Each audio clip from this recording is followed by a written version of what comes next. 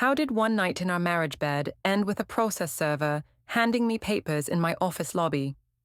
Why did my husband stay calm in public while I stood there shaking and everyone watched? What did he collect in silence that made the legal result hit the same day? My name is Undine Parker, and I used to think I was a patient wife. I worked, I cooked when I felt like it, and I kept our family looking good from the outside. People saw the photos and thought we were stable. I liked that. I needed that. Ethan was my husband. He was not a bad man. He paid bills on time. He drove the kids to school when I was tired. He fixed things around the house without making a show of it. But he was quiet in a way that made me feel invisible. I told myself he did it on purpose. I told myself he wanted me small. That morning, I stood in our kitchen and watched him move around like a machine. He poured cereal for Noah. He cut an apple for Mila. He wiped the counter after. I wanted him to notice me. I wanted him to look at me like I mattered, not like I was another task. He asked if I could sign the school form today. I said I would, even though it was already 2 days late. He asked if I could pick up milk after work. I said he could do it because I did everything else. He looked at me for a second, then he looked away.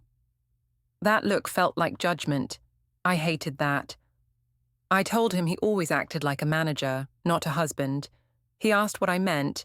I said he knew what I meant. He asked why I was upset. I said it was because he never tried anymore. He said he did try, and he asked what I wanted him to do. I said I should not have to teach him how to be a man. I could have stopped there. I could have taken a breath. But I did not want peace. Peace meant I had to face my own emptiness. It was easier to make him the problem. When the kids ran off to grab their backpacks, Ethan asked if we could talk later in private. I said we had nothing to talk about if he kept playing innocent. He said he was not playing anything. He said he wanted us to be okay. I told him he only wanted okay because it was easy for him. He left for work. He kissed Mila's forehead. He told Noah to listen at school. He did not kiss me. I noticed it, and I told myself it was proof that I was right. At my job, I liked being seen. I worked in HR at a logistics company, and people came to me with their problems. They needed me to explain rules. They needed me to smooth things over. I liked the feeling of control. In the open plan office, my friend Tessa leaned over the divider and asked how my morning was. I said Ethan was in one of his moods again. She asked what he did this time. I said he acted like I owed him a report for every hour of my day. I said it with a laugh, like it was funny. I wanted her to roll her eyes with me. She did. Tessa said men like that always got worse when they felt insecure. I told her Ethan was insecure because he knew I could do better. I said it like a fact. I heard myself and felt proud, like I had won something. Later, my sister Darla called. She asked if Ethan was still being cold. I said yes. I said he made our home feel like a waiting room. Darla said I deserved passion. She said I should not waste my best years with a man who acted tired. I agreed too fast. I told myself I was not cruel. I told myself I was honest. I told myself it was not my fault if Ethan could not handle the truth. Around lunch, I went to the break room and checked my phone. A message popped up from a number I knew by memory, even after years. Cole Harrigan, my ex. The preview said he was back in town and he wanted to talk. It said it had been a long time. It said he hoped I was happy. My heart moved in a way I did not want to admit. It was not love. It was not even desire, not yet. It was the feeling of being chosen. It was the feeling of being the main character again. I stared at the message and told myself it meant nothing. I told myself it was just a conversation. I told myself Ethan had pushed me here. It was easy to blame Ethan for a text he did not know about. I did not reply right away. I liked holding it. I liked knowing I had a secret. It made me feel powerful. That evening, I drove toward the gym, but I sat in the parking lot longer than I needed. I watched people come and go. I checked my makeup in the mirror. I told myself I was just tired and needed time before going home. Ethan called once. I let it ring. Then I answered and spoke in a calm voice. He asked if I was on my way home. I said I was finishing a workout. He asked if I could pick up milk. I said I forgot. He sighed and said he would get it. I asked why he always sounded disappointed. He said he was not disappointed, just tired. I told him he was tired because he refused to be happy. He asked what that meant. I said he liked being a victim. He went quiet, and I took that as proof that I had hit the truth. After I finally went inside the gym, I barely worked out. I walked on a treadmill and watched my phone. I waited for another message like a teenager. I hated that about myself, but I also loved it. When I got home, the kids were watching cartoons. Ethan stood at the sink, rinsing dishes. 2 separate mugs sat on opposite sides of the counter, like invisible lines. I noticed it and felt annoyed, like he was making a point. He asked how my day was. I said it was fine. He asked if we could talk after the kids went to bed.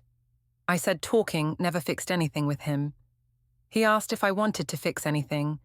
I said I wanted him to stop acting like I was the enemy. He said he did not want to fight. He said he wanted respect. I told him respect followed results, and he had not given me any results lately. His face changed for a second, like I slapped him without touching him. He did not raise his voice. He just nodded once.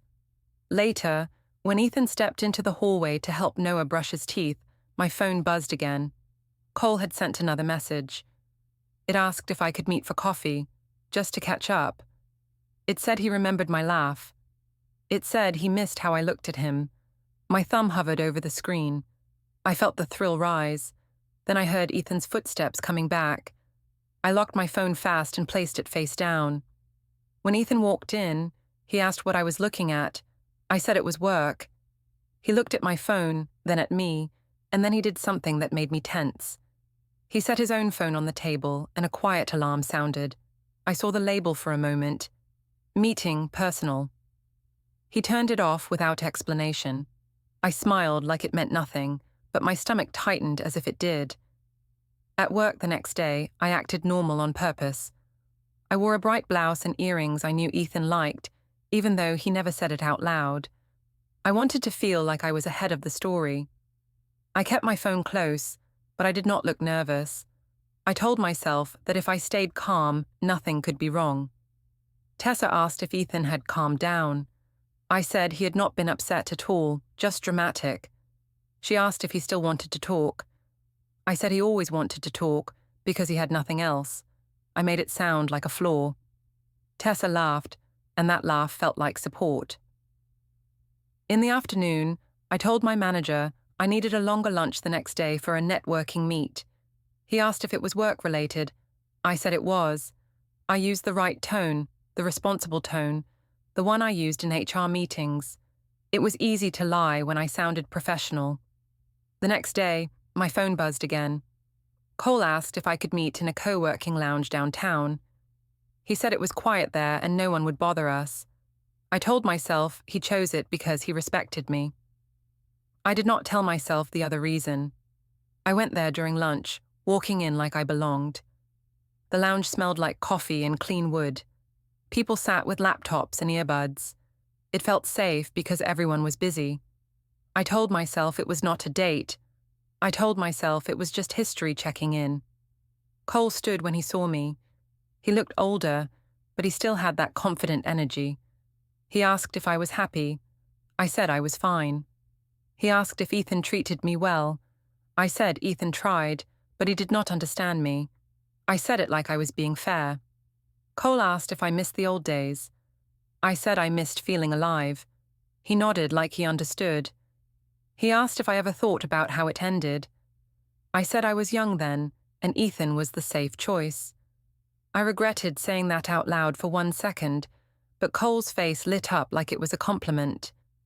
He asked if Ethan knew we were meeting. I said Ethan did not need to know every small thing. Cole said he liked that I stayed strong. I said I had to be strong, because no one else protected my needs. I heard myself and felt proud again, like I was speaking a truth that had been trapped. Cole asked if he could text me more. I said he could, as long as he did not cause drama. He asked what counted as drama. I said anything that made me look bad. He smiled like he liked my honesty. I told myself that was maturity. When I went back to work, I felt lighter. My steps were faster. I walked past people and thought they could not see what I carried inside. I liked having a secret that made me smile. In the break room, I saw a coworker scrolling through social media, and I noticed how quick people were to judge strangers. I told myself that was why I needed to control the story at home too. If I did not guide it, Ethan would. That idea made my chest tighten. That night, Tessa invited me out with a few friends to a rooftop bar. I said yes quickly. Ethan had asked earlier if we could do a family dinner at home. I said I was tired of being trapped in routines. He asked if we could plan something together. I said he only planned boring things. He asked if I could at least be home by bedtime for the kids.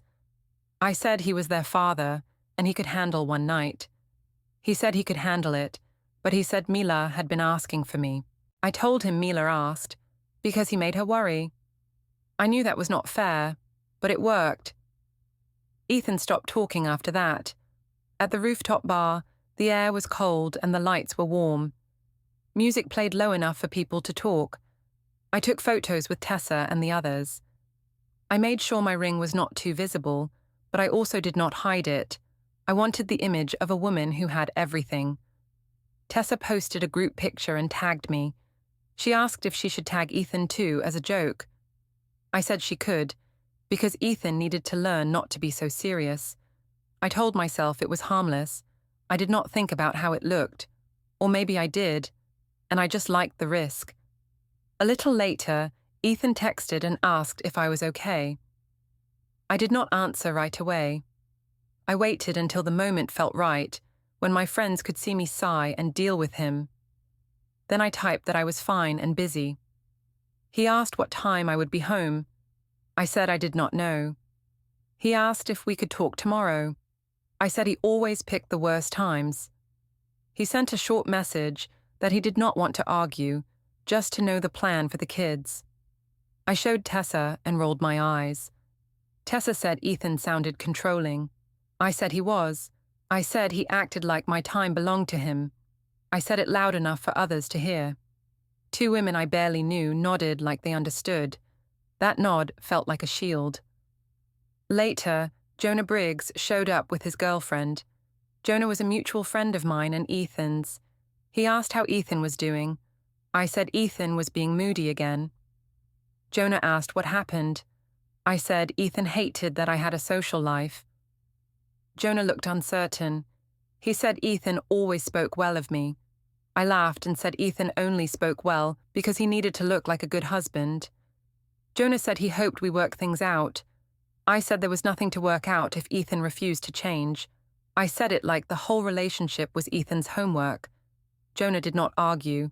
He just watched me in a quiet way that made me feel watched too. When I finally went home, the house was dark, except for the hallway nightlight. Ethan was sitting on the stairwell landing with a folded blanket beside him, like he had been waiting, but did not want to stand too close to my space. He asked if I had fun. I said yes. He asked if I saw Jonah. I said yes, and I said Jonah agreed with me. That was a lie, but I said it smoothly. Ethan asked what Jonah agreed with. I said Jonah agreed that Ethan was too tense. Ethan did not raise his voice. He asked why I needed other people to judge our marriage. I said I did not need them, but it helped to have sane people around. He asked why I was being cruel. I said he called it cruel because he could not handle honesty. He asked if there was someone else. I felt my face heat up, and I hated him for making me feel caught. I said he was paranoid. I said his jealousy was the problem. I said if he acted secure, I would not feel pushed away. He stood and walked past me without touching me. That hurt in a strange way, like losing a fight I wanted. He went into the bedroom, and I followed 2 steps behind, ready to keep talking, ready to make him react. On his desk, I saw a neat folder with a label in black marker. It said, bank. Next to it was another folder that said household. Everything looked too organized, too calm. Ethan noticed me looking. He did not explain. He just slid the folders into a drawer and closed it. In the quiet after, the printer in the corner of the room made a short sound. A single page came out. When I looked, it was blank. Ethan picked it up, folded it once, and set it on top of the closed drawer like it belonged there. He asked me to sleep in the guest room if I wanted space. I said I did not want space. I wanted a husband. He said he was here, but he would not beg. I told him a real man would fight. Ethan looked at me for a long second. Then he said he was tired and he would talk when I could be respectful. He turned off the light, and I stood there in the dark, feeling angry that he would not chase me the way I wanted. I told myself the rooftop night was proof that I still had a life. I told myself Ethan's silence meant he was guilty. The next morning, he acted normal in front of the kids. That bothered me more than yelling would have. In the kitchen, he asked if I could pack Mila's snack. I said he could do it because he liked control. He said he did not want control, he wanted help. I said he always used help to make me feel bad. He looked at me like he was counting to 10 in his head. After he left for work, the house got quiet in a way that felt too open. I walked into our bedroom and stood near the bed. The sheets were slightly wrinkled from the night before. I stared at them like they were evidence of my boredom. Cole texted again. He asked if I was free today. He said he was thinking about me. He said he wanted to see me, not for drama, just to talk for real. I should have stopped. I could have blocked him. I could have told Ethan the truth, or at least told Cole to go away. But I did not want to be the wife who behaved. I wanted to feel like the rules did not apply to me. I told myself Ethan's coldness pushed me. I told myself Ethan stopped choosing me first. I told myself marriage was not a cage. I told myself I was allowed to take what I needed. I replied to Cole and said he could come by for a short time, but he had to be careful. He asked what careful meant. I said no loud voices, no parking in front like a teenager. He said he understood. I spent the next hour cleaning in a way that was not normal cleaning. It was stage cleaning. I wiped the counters, but I also moved small things so the room looked like no one had been there. I checked the curtains. I checked the front window. I hated that I was thinking like a liar, but I also felt sharp and alive. When Cole arrived, I heard his car door and my stomach lifted. I told myself it was just adrenaline. I let him in fast and closed the door behind him. He asked if I was sure. I said I was sure because Ethan never listened anyway. He asked if Ethan was at work. I said yes. He asked if I missed him. I said I missed being seen. Cole walked through the hallway like he belonged there. He looked around at family photos. He asked if the kids were Ethan's. I said of course. He asked if Ethan knew about us. I said there was no us, just two people who understood each other. He asked if I still wore my ring. I said I wore it because it looked right. He said that sounded sad. I told him sadness was a choice and I did not choose it. We ended up in the bedroom because it was the farthest room from the street. I told myself that detail mattered, like it made it practical instead of wrong. I will not describe what happened there because the point is not the details. The point is the decision. I crossed a line in the place where Ethan slept, where my kids climbed on Saturday mornings, where our life was supposed to feel safe. After, I stood by the dresser and fixed my hair. Cole asked if I felt bad. I said I felt honest. He asked what I meant. I said I was finally doing something for myself. He smiled like I gave him a gift. Then he asked if we could do this again. I felt my chest tighten. I told him he was getting ahead of himself. He asked if I was scared. I said I was not scared, just smart. He said he liked that I was in charge. I liked hearing that. When he left, I changed the sheets right away. I told myself I was being clean. I told myself I was being responsible. Really, I was hiding. I put the used sheets in the washer and started a cycle. The machine thumped like a heartbeat. I opened windows even though it was cold. like air could erase choices. Later, I went to the supermarket. I used the self-checkout because it was faster and because it felt anonymous. I bought a new set of sheets and a fabric spray I had never needed before. I added milk too, so I could pretend the trip was normal. At the register, the screen asked if I wanted my receipt. I pressed yes without thinking. The paper printed with the exact time on it. I stared at the numbers for a second and then shoved it into my purse. I told myself receipts did not matter. I told myself Ethan did not pay attention. When I got home, the kids came running to show me drawings. Mila asked if I would come to her class event next week. I said yes. Noah asked for cookies. I said maybe later. I tried to smile like I was still the same mother. Ethan came home that evening with a bag of groceries, including milk. He said he picked it up, just in case. I felt a spark of anger because he was being reasonable again. He asked how my day was. I said busy. He asked what I did. I said errands and chores. He asked why the windows were open. I said the house smelled stale because he never aired it out. He nodded like he accepted it, but I saw his eyes move to the laundry room door. He asked if I changed the sheets. I said yes because I like a clean house. He asked why I bought new ones. I said the old ones were wearing out. He did not argue. He just said, okay. That weekend, we went to a backyard BBQ at a friend's place. It was crowded. People brought salads and drinks. Someone played music from a speaker. Kids ran in circles with sticky hands. I wore a bright smile like armor. I stayed close to Tessa and Darla because they made me feel supported.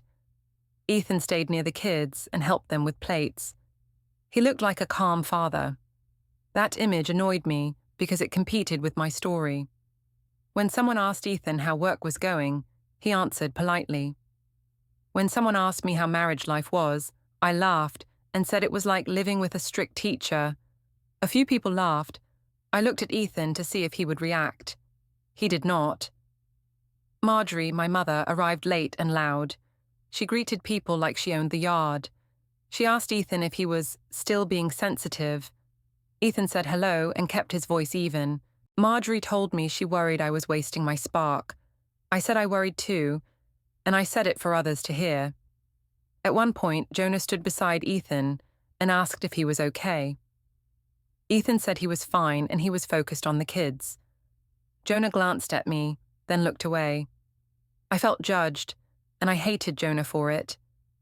When we left, Ethan walked to the car first. As he started the engine, a small light on the dash blinked. It looked like a camera indicator. I told myself all cars had lights. I told myself I was imagining it because Ethan had made me anxious. At home, Ethan asked for the Wi-Fi password. He said he needed to reconnect something because the router had dropped a device. I laughed too hard and asked why he suddenly cared about tech. He said he just wanted things to work. He said it calmly, like he was talking about a leaky faucet. I gave him the password, but my mouth felt dry when I said it. Ethan typed it in without looking at me. Then he asked, in that same calm voice, if I had been home alone the other day. I said yes, because I always did chores alone. He nodded once, like he was marking a box in his mind. I told myself he was trying to scare me. I told myself he was being paranoid again.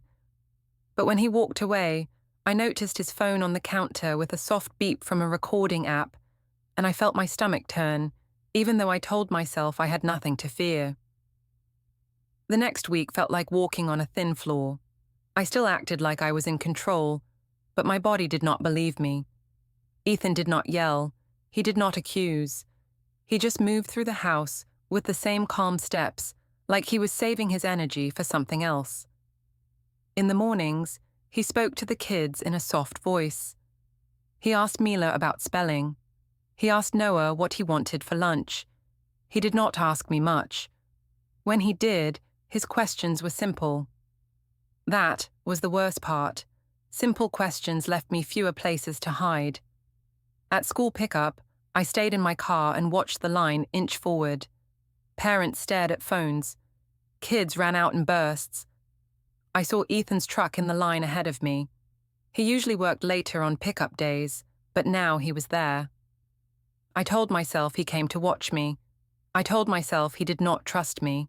It made me feel important and attacked at the same time. When the teacher released the kids, Mila climbed into Ethan's truck first. Noah followed. Then Mila saw my car and waved with both hands. I waved back and forced a smile. Ethan looked in my direction, nodded once, and drove away like it was normal. When I got home, I called Darla and told her Ethan was making a show of being the good parent. Darla asked what I meant. I said he wanted everyone to see him as the victim. Darla said men like him always planned something. I said Ethan could not plan his way out of a paper bag. I laughed, but the laugh was thin. That night, my mother Marjorie invited us to a family dinner at a restaurant. She said it was time to stop this mood and act like adults. I knew what she meant. She meant Ethan needed to be corrected in public. We went to a family restaurant with long tables and loud lighting. The kids got crayons, plates clattered, people talked over each other. It was the kind of place where you could say something sharp and hide it inside a joke. Marjorie sat at the center like it was her stage. She asked Ethan how work was, and her tone made it sound like a test.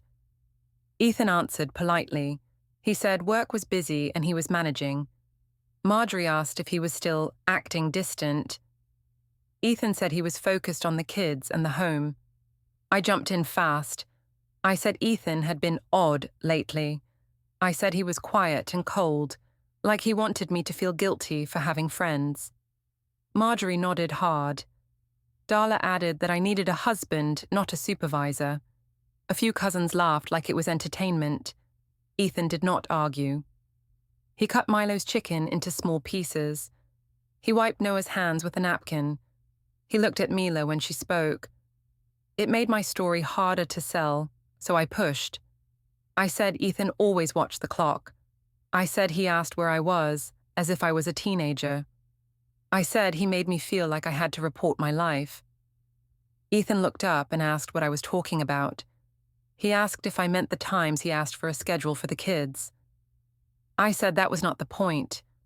I said the point was his need to control. He said he did not want control. He wanted stability. He said it calmly, and it sounded reasonable in the middle of my mother's loud opinions. That made me angry. Marjorie told Ethan he should be grateful I stayed. She said women left men like him all the time. Ethan said he did not want threats, and he did not want private problems performed in public. Marjorie laughed and said he was too sensitive.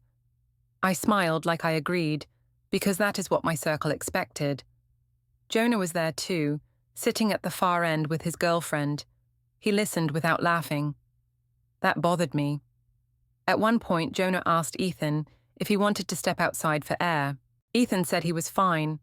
Jonah's girlfriend looked at me for a second, then looked away. I felt judged again, and I told myself they were just jealous. The kids did not understand the words, but they felt the temperature. Mila stopped coloring and leaned against Ethan's arm. Noah dropped his fork and started whining for dessert.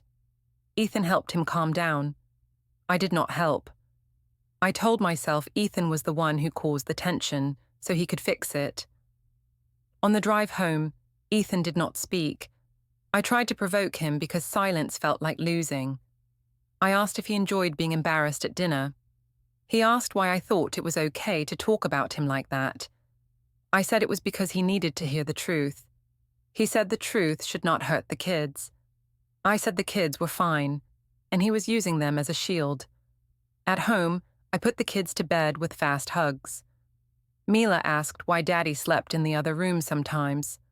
I told her Daddy needed space because he was upset. She asked if it was her fault. I said no, but I said it too quickly. Then I told her Daddy was just tired. Mila looked at me with wide eyes and asked if we were still a family. I said yes, of course. I said families had fights. I said Daddy was just dramatic. When the kids were asleep, I went to the guest room door and listened. I heard a low sound, like a machine working. It was a steady hum, then a stop, then another hum. It sounded like a shredder. I knocked once and asked what he was doing. Ethan opened the door just enough to show his face. He said he was sorting old papers. I asked why he needed to shred papers at night. He said it was the only quiet time. I said he was being suspicious. He said I could think what I wanted, but he was not arguing. I tried another angle. I said he was punishing me with silence. He asked what I wanted him to say. I said I wanted him to admit he had changed. He said he had changed because the house needed peace. I said peace was not love. He said love did not survive constant disrespect. The way he said disrespect felt like a mirror I did not want. I told myself he was exaggerating. I told myself he was twisting things to make me the villain. The next morning, I saw his calendar on the wall in the kitchen. I had seen it before, but I had not looked closely. There were small notes in neat handwriting. One note stood out. Downtown 10:40 a.m. There was no explanation, just that. I asked Ethan what it was. He said it was a personal appointment. I asked with who. He said it was personal. I said he was hiding things now. He said he was handling what he needed to handle, and he would not do it loudly. That day, when he pulled into the driveway, his car was angled toward the street instead of backed in like usual. It looked ready to leave. I told myself he was being dramatic again. I told myself he wanted to scare me. But when I walked past his keys on the counter, I noticed a new key on his ring. It was clean and shiny, like it had never been used. I asked what it was for. He said it was for something he needed. I asked why he needed a new key. He said he was making sure things were secure. I laughed and told him he was acting like a stranger in his own home. He looked at me in that calm way, and he asked if I wanted to keep laughing, or if I wanted to start being honest. I felt my throat tighten. I told him honesty was not the problem. I said his attitude was. He did not respond. He just walked past me and checked the kids' backpacks for tomorrow. Then he closed a drawer with a soft click, like a lock. I stood in the kitchen alone, staring at that drawer, trying to tell myself I was still the one in charge. I started to feel hunted, even though Ethan did not chase me. That was the problem. I could not point to anything loud. I could not show my friends a clear villain moment. He just moved like a person who stopped needing my approval. At work, I tried to fix the story before it broke. I told Tessa that Ethan was being weird again. She asked what he did now. I said he was asking too many questions and acting like a detective. Tessa said men did that when they wanted power. I said Ethan always wanted power, and I said it with a laugh so it sounded light. But I kept checking my phone anyway. Cole had been quiet for 2 days. That should have been relief. Instead, it made me angry. I told myself he owed me attention after what I risked. I told myself Ethan owed me attention too. In my head, everyone owed me something. In the HR corridor, I saw Jonah walk by with a vendor. Jonah nodded at me, but he did not stop like he used to. I felt that shift in my skin. I told myself Ethan must have said something to him. I told myself Ethan was poisoning people against me. During lunch, I opened my bank app and scrolled without thinking. I saw the sheet set purchase. I saw the fabric spray. I saw the parking app charge from the day Cole came. The times were there, neat and cold. I stared at them and told myself numbers did not prove anything. People bought sheets all the time. People paid for parking all the time. I could talk my way out of anything. Then my email pinged, and I saw a calendar invite on Ethan's shared family account. It was not labeled with the person's name. It just said meeting personal like before. It was set to repeat every week. That made my throat tight. I told myself he was bluffing. I told myself he was doing it to scare me. That afternoon, I tried to pull him back into a fight. I called him and used a sweet voice. I asked if he wanted to meet for coffee after work, like adults. He asked what it was about. I said it was about us. He said we could talk at home when the kids were asleep. I said home felt tense. He said tension did not come from rooms, it came from choices. His words sounded calm, but they landed like a slap. I told myself he was getting arrogant. I told myself he was acting superior to punish me. On the way home, I stopped at the pharmacy. I told myself I needed vitamins, but really, I needed time. The line was slow. People stood close with tired faces. I watched the screen above the counter flash numbers, and my foot tapped without meaning to. A woman behind me asked if I was in a hurry. I said no, but my tone said yes. When it was my turn, the pharmacist asked for my name. I said it too loudly. She asked for my date of birth. I said it fast. The receipt printed with the exact time, and my eyes went to it like my eyes had learned fear. I shoved the receipt into my purse and told myself I was being dramatic. I told myself Ethan had trained me into this anxiety. That felt better than admitting guilt. At home, the kitchen looked too clean. 2 mugs were on the counter again, one near the sink and one near the far edge, like 2 people living in separate countries. Ethan was chopping vegetables for dinner. The kids were at the table with homework sheets. Mila asked me to check her spelling words. I sat beside her and tried to focus. She spelled family, and my chest tightened. She asked if Dad was mad at me. I said no, Dad was just busy. She asked why he slept in the other room. I said he liked quiet sometimes. Mila looked at my face like she did not believe me. Ethan asked if I could take Noah to the bath while he finished cooking. I said I already worked all day. He said he worked all day too. I said his job was easier because he got respect there. He did not respond. He just turned the stove down and kept cooking. After dinner, Ethan wiped the table and packed lunches.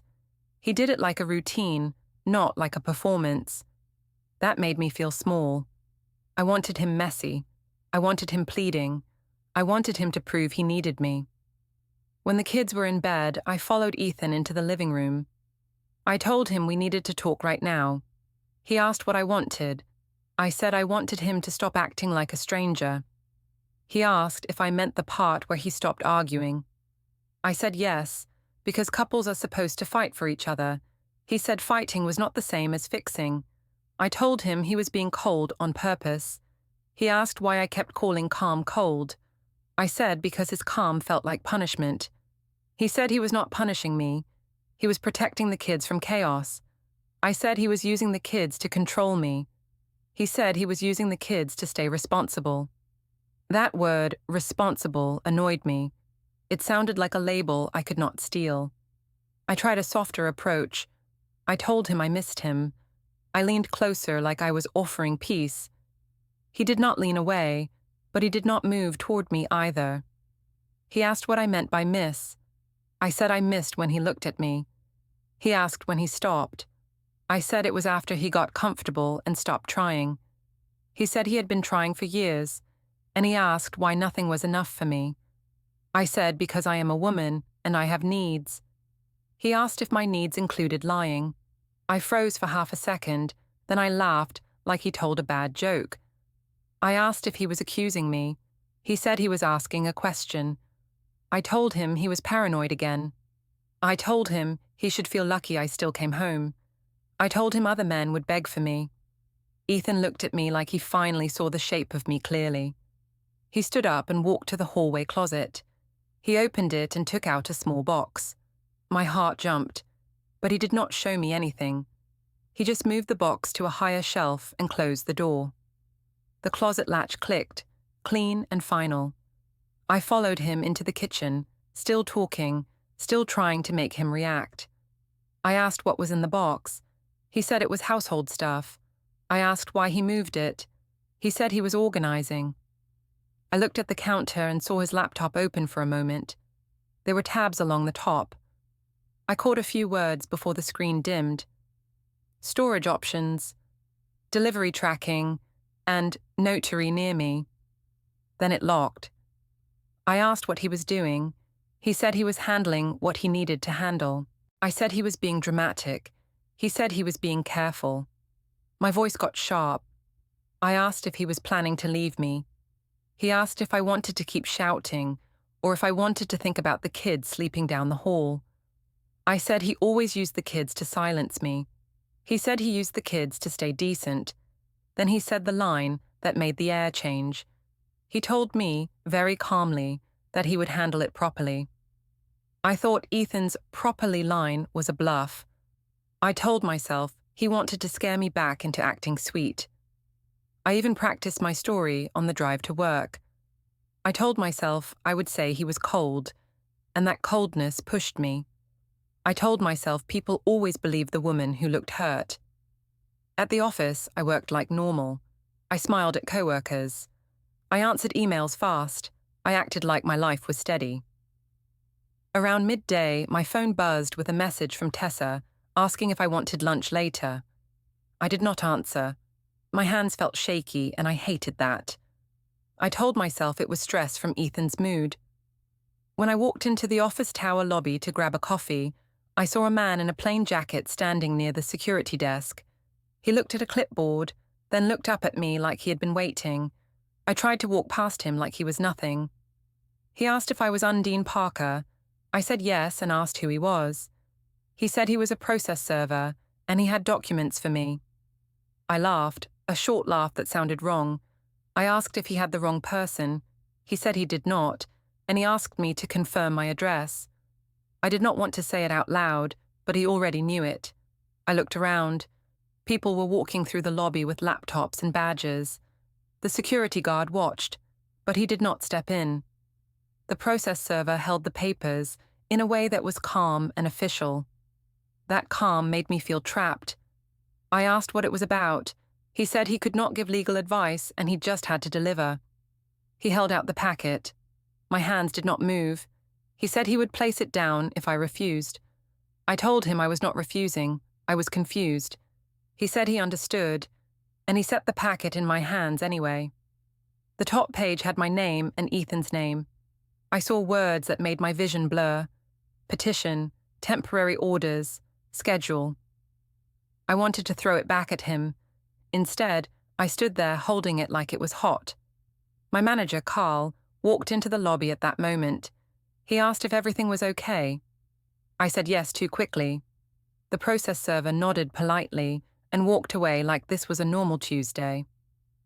Carl asked if I needed to go home. I said no. I said it was just a misunderstanding. He asked if I was sure. I said yes, and I forced a smile. He looked at the papers, then looked at my face, and he said we could talk later if I needed. I nodded like I was thankful. Inside, I felt like I was falling. I went into the restroom and locked myself in a stall. I read the pages slowly, like reading could make them less real. It said Ethan had filed for divorce. It said there were temporary rules starting now. It said there was a temporary parenting schedule with specific days and exchange times. It said I could not remove the kids from school or change routines without agreement. It said there were limits on moving money, like I could not drain accounts or hide funds. It said we had to keep paying basic bills as usual. I told myself it was unfair. I told myself Ethan was overreacting. I told myself he was trying to embarrass me in the one place where I felt respected. I told myself I could explain it away. But the words were clean and blunt. They did not care about my feelings. My phone buzzed. It was Ethan. I stared at his name and felt anger rise because he was calling like a calm person after throwing a bomb. I answered. He asked if I had been served. I said yes and asked how he could do this. He said he could do it because it was lawful, and he said he was doing it properly. I said he was trying to ruin me. He said he was trying to protect the kids and protect reality. I told him I made one mistake. He asked why I called it one. I said because our marriage was lonely. He said loneliness did not give permission. I said he did not touch me enough. He said he would not discuss private details on the phone. He said if we talked, it would be about the kids and logistics. He told me the first exchange time was today after school. He said he would pick up Noah and Mila, and I could have them tomorrow evening, exactly as written. He said he had already informed the school of the temporary plan, and he said it was done in a standard way. I asked if his mother was behind this. He said no.